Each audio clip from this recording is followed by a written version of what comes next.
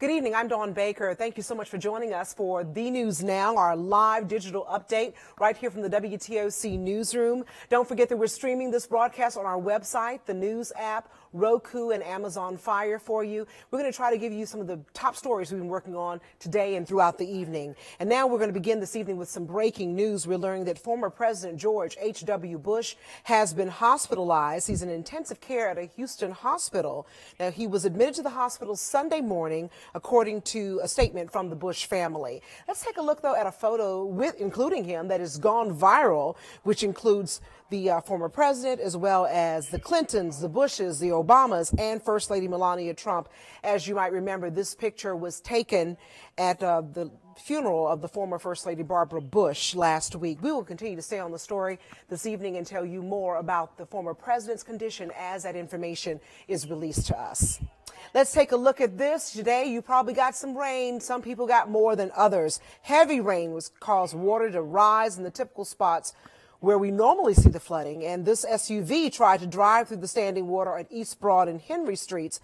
Savannah Fire had to rescue the woman who was driving. They found her on the roof of that vehicle, and they used a ladder to get her out of the water. A tow truck had to be called in to help pull that SUV out of the water as well. A pair of dogs with parvo have animal control workers in Metter locking down the shelter and testing to see if any other animals might be sick. Bureau Chief Dow Kennedy shows us how it began and what they're doing now. This is as close as I can get, or anyone else, to going inside the Metter Animal Shelter right now as crews try to identify, isolate, and treat any other potential cases of parvo. Crews here at the shelter got word on Friday. 2 dogs they'd picked up as strays that had been adopted to new homes had gotten sick and tested positive for the parvo virus. That's why they're quarantining the animals still here and cleaning even more than normal. They hope they can contain the problem without other animals getting sick. We're looking into, what may have caused this, and also the health of the dogs that are still out there. We are not planning to get rid of any dogs. They urge those who've recently adopted an animal from here at the shelter, especially younger dogs, to monitor them closely for symptoms like vomiting, lethargy, and get them checked immediately. They feel if they can identify any other potential cases and treat them as quickly as possible, none of these dogs will have to suffer. In Metter, Dow Kennedy, WTOC News. Well, the Beaufort County Sheriff's Office is working to identify a man who they say stole a woman's cell phone and her purse while she was shopping at the Walmart on Bluffton Road. Let's take a look at the picture of that suspect now. Now, it might not seem very serious to you, but police tell us that the individual pictured here has already bought approximately $6,336 worth of goods at a Walmart, Kroger, Best Buy, and Lowe's in Bluffton.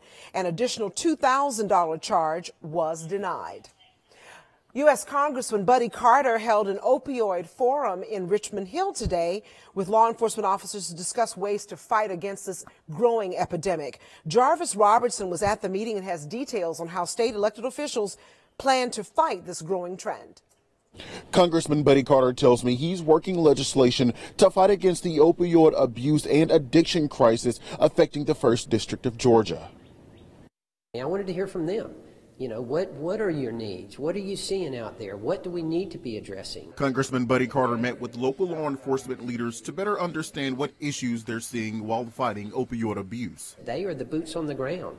They live this every day. The congressman wanting to hear feedback and wanting to hear what some of the problems are is something that he can take back to legislators. And the congressman says this Wednesday, lawmakers will be considering 60 different bills to strengthen that fight. I've got 2 bills. One of them deals with educating pharmacists and other healthcare professionals about the proper use of these medications, about how to identify forged prescriptions and prescriptions that are going to be abused. For Savannah, authorities feel this is not only a public safety issue, but also social economic. We've had multiple deaths associated with opioids. We've used Narcan over 25 times to bring, to save people's lives. Now, if you'd like to help and you have unused prescribed medicine lying around your house, you can actually get rid of that at designated areas across your community. Reporting in Richmond Hill, I'm Jarvis Robertson, WTOC News.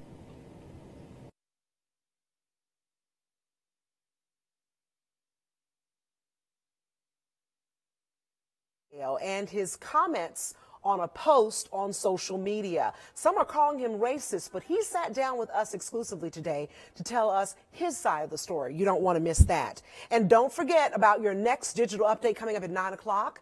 Dave Turley is here with your first alert forecast. I'm sure you want to know what the rain is going to do next. Thanks for joining us, everyone. Have a wonderful evening.